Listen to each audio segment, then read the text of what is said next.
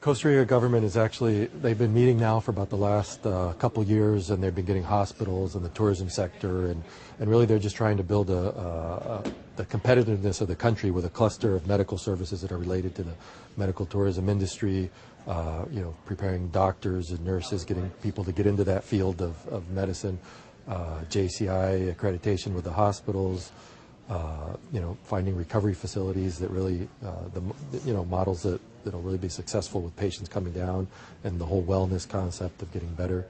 There's a lot of other things. I actually have meetings with them in a couple weeks, and I'll learn a little bit more about what they're doing. But the idea is to have really a complex of hospitals, just with the latest technology, JCI accredited, really just for medical patients coming down. So that's the idea within the next 10 years or so.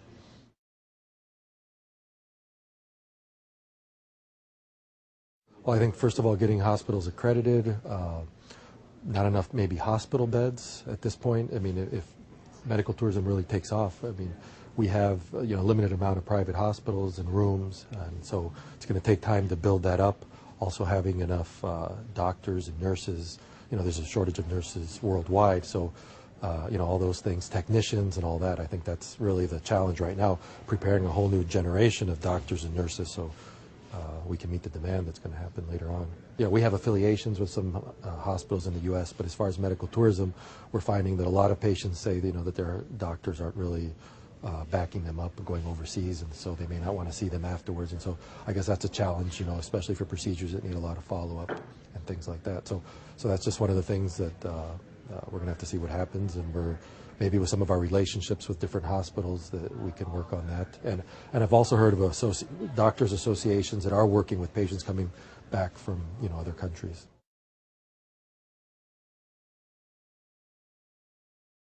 Well, we work with insurance all the time, and technically that would be medical tourism because it's patients that are coming overseas, getting sick or being injured during their vacation and then coming to the hospital. Those patients with insurance, we usually don't have too many problems. As long as they have coverage, they have to pay their deductibles. Some policies won't pay a provider that's considered out of network, so they'll have to pay up front and then they'll be reimbursed. When it comes to medical tourism, there's really, if the insurance company knows they're going overseas specifically for medical tourism, generally they're not going to pay for that. So really that's kind of, that looks like it's going to change with time as, carriers, build policies for coverage overseas.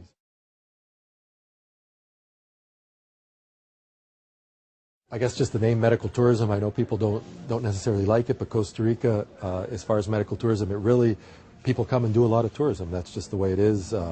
Maybe it's because maybe they're not coming for surgeries that are necessarily life-threatening, but knee replacement, hip replacement, ophthalmology, dental. So there is room to do some tourism, and Costa Rica is known for the ecotourism. So we are seeing people doing a lot of tourism, or their family members. So even though it's not really the name people are looking for, it is the reality of what's happening in Costa Rica.